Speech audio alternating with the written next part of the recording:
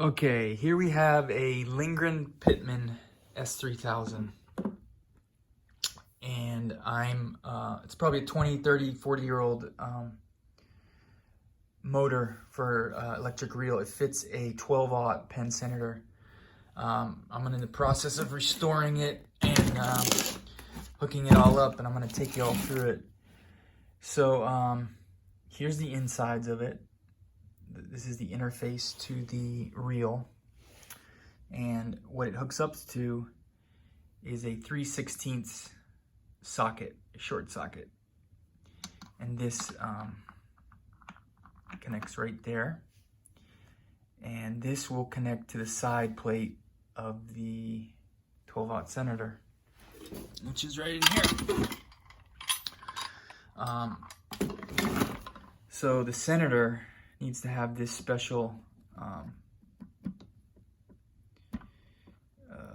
part adapter.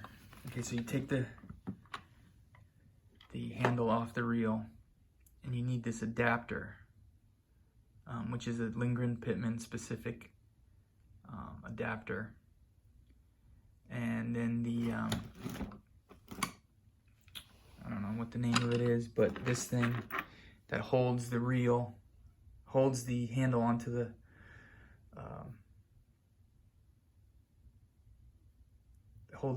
it attaches the handle to the reel.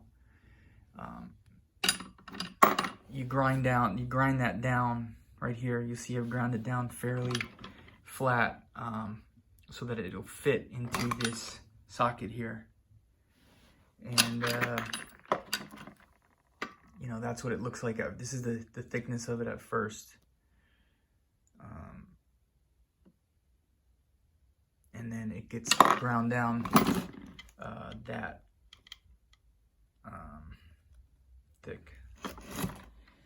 And so that's the first part of how the Penn Senator 12-aught fits into the S3000.